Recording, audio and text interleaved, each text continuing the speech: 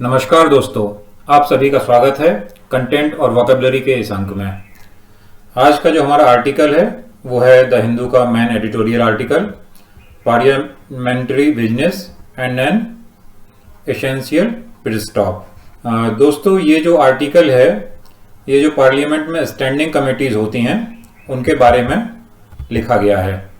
तो आइए पहले हम इसके कंटेंट पे चर्चा करते हैं और कंटेंट के साथ साथ ही हम चर्चा करते चलेंगे इसकी वोकेबलरी पर भी। ये आर्टिकल देश दीपक वर्मा जी ने लिखा है। ये फॉर्मर आईएएस हैं और राज्यसभा के सेक्रेटरी जनरल रह चुके हैं। इससे पता चलता है कि जो ये विषय है इस विषय पर निश्चित रूप से इनकी पूरी पकड़ होगी। तो जो हमारा आर्टिकल का टाइटल है an essential pit stop in parliamentary business, इसमें ही हमारा पहला शब्द भी है और वो शब्द है पिट स्टॉप। तो दोस्तों, पिट स्टॉप का क्या अर्थ होता है? पिट स्टॉप मोटर स्पोर्ट्स का शब्द है मूलतः, और इसका मतलब होता है a stop at a pit for serving and refuelling especially during a race. Informally इसको एक ब्रीफ रेस्ट के संदर्भ में प्रयोग किया जाता है, स्पेशली ड्यूरिंग अ जर्नी। और एक एग्जाम्पल अगर हम लें तो वी कह सकते हैं we made a pit stop for some food before getting back on the highway, और this little town is an ideal pit stop between the two cities. छोटा सा शहर है दो बड़े शहरों के बीच में, तो आने जाने वालों के लिए वो एक पिट स्टॉप की तरह काम करता है जहां वो रुक के थोड़ा सा विश्राम करके आगे बढ़ सकते हैं। जो मोटर रेसिंग होती है उसमें जो पिट होती है वो जगह होती है जहां गाड़ियां रुक के अपनी सर्विस लेती हैं, और वो पिट स्टॉप कहलाता है जहां वो रुकने की जो प्रक्रिया होती है वो नाउन बन गया है। तो दोस्तों, यहाँ पिट स्टॉप का मतलब है essential pit stop in parliamentary business. Pit stop इन्होंने कहा है पार्लियामेंट्री स्टैंडिंग कमेटी को, कि पार्लियामेंट्री स्टैंडिंग कमेटी जो है वो लॉ मेकिंग की प्रोसेस में एक पिट स्टॉप की भूमिका निभा सकती हैं।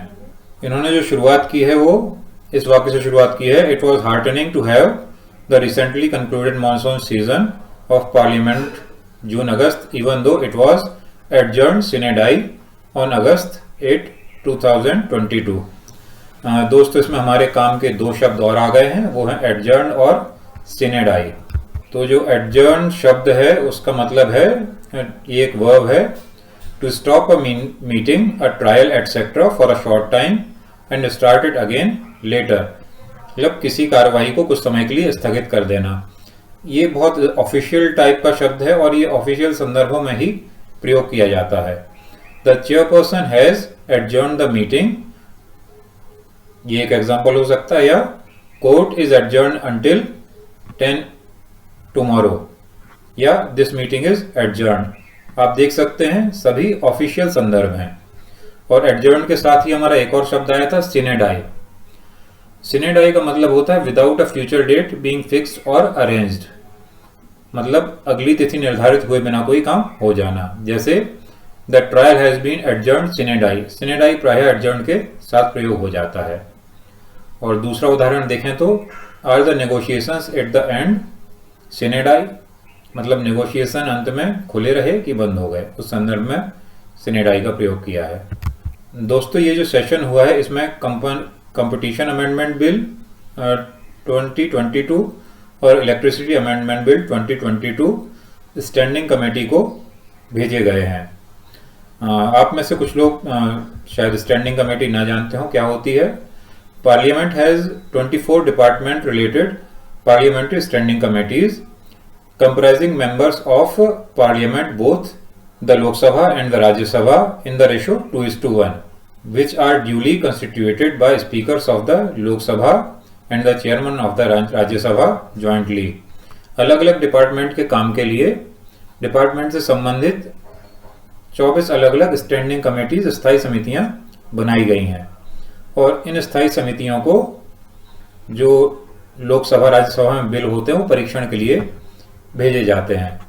अगर हम पिछली लोकसभाओं की बात करें और राज्यसभाओं की बात करें तो the percentage bills having been referred to DRSCs, DRSCs कुछ नहीं, आपकी स्टैंडिंग कमेटी के लिए शॉर्ट फॉर्म है, and during the tenures of 14th, 15th and 16th Lok Sabha has been 60%, 71% and 27% respectively।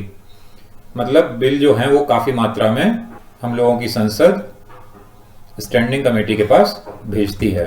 वर्तमान में सरकार की प्रमुख चिंताओं में से एक ये चिंता भी है कि लोकसभा और राज्यसभा में व्यवधान में बहुत समय चला जाता है। The worry of the government has been that so much time is lost in disruptions in parliament.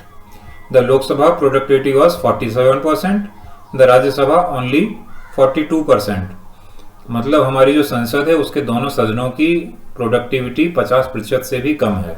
और इसका कारण क्या है? इसका कारण है डिसरप्शन। ये डिसरप्शन हमारा अगला महत्वपूर्ण शब्द है।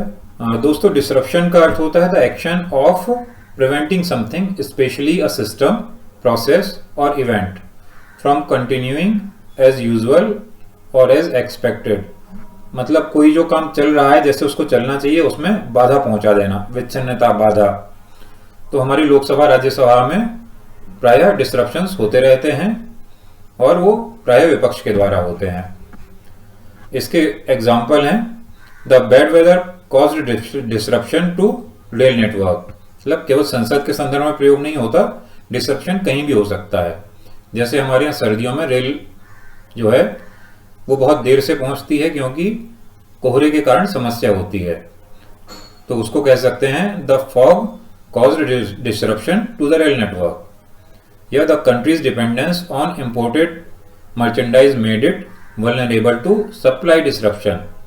सप्लाई डिसरप्शन का उदाहरण क्या है? जैसे चीन है, चीन की निर्भरता आयातित तेल पर बहुत ज्यादा है, तो वो मलक्का जल संधि को लेकर बहुत चिंतित रहता है कि यहां से अगर किसी ने तेल का आना जाना रोक दिया तो क्या होगा। उसी के चक्कर में वो बेल्ट एंड रोड इनिशिएटिव और तेल निर्यातक देशों से सीधे रोड द्वारा कनेक्टिविटी, ग्वादर, वो सब उसने इसी कारण किए हैं। तो ये डिसरप्शन की चिंता काफी ज्यादा होती है और हमारी सरकार को भी डिसरप्शन की चिंता है। तो सवाल ये उठता है कि इस डिसरप्शन से बचा कैसे जाए।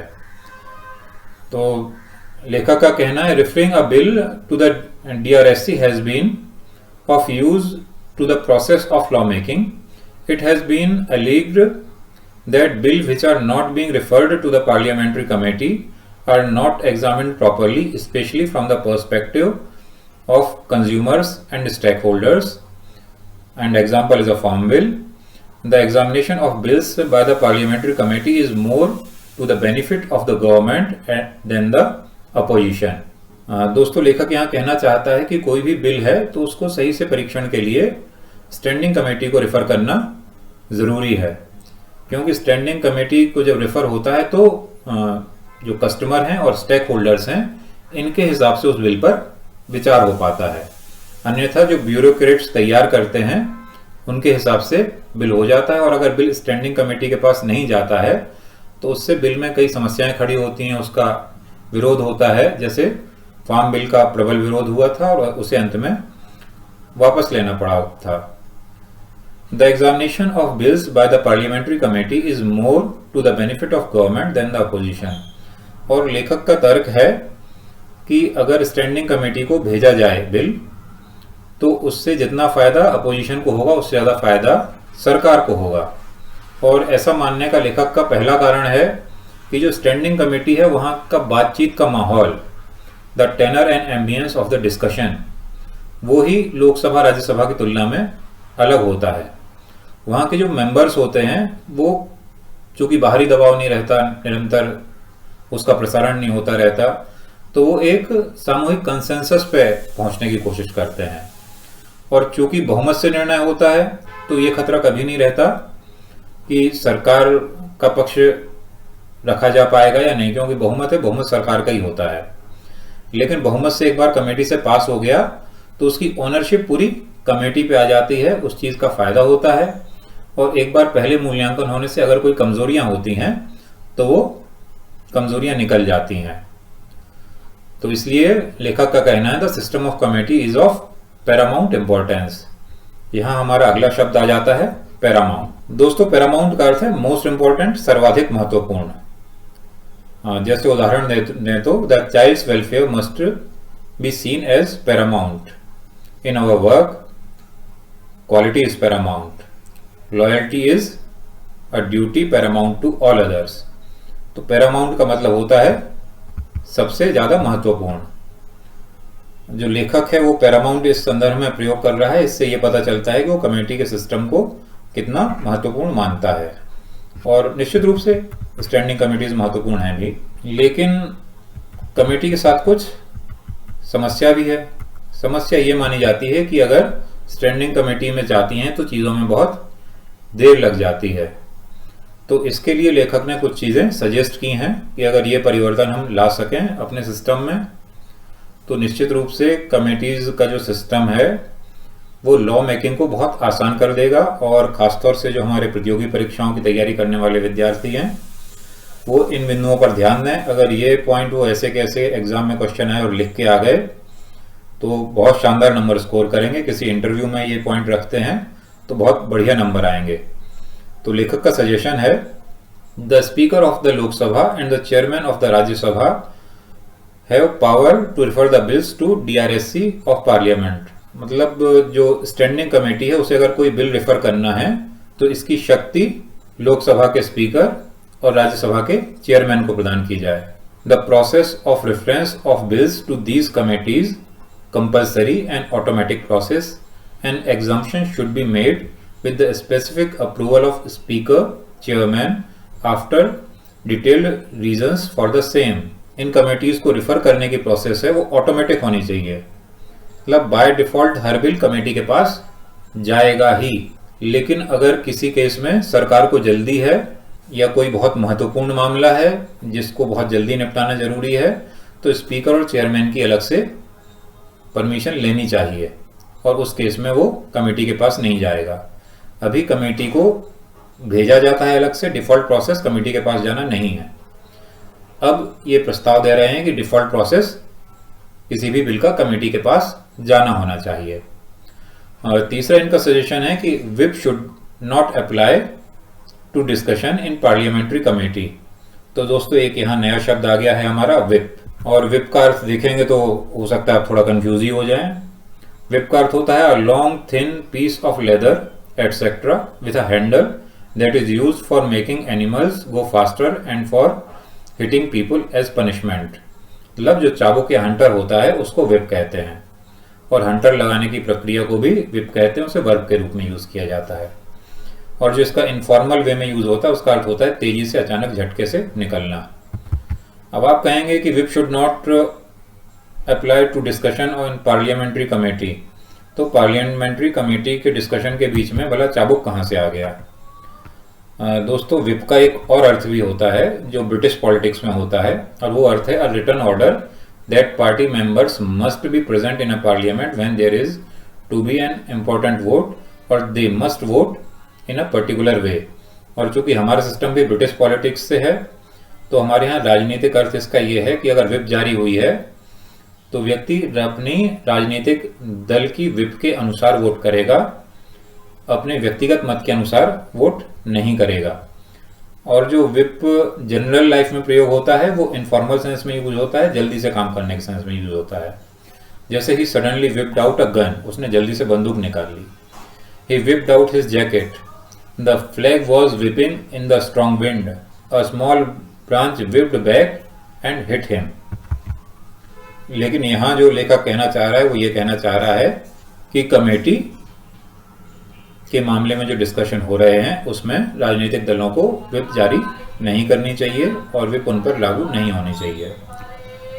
दोस्तों जो कमेटी में भेजने के साथ सबसे बड़ी दिक्कत रहती है वो दिक्कत ये रहती है कि उससे समय बहुत बढ़ जाता है।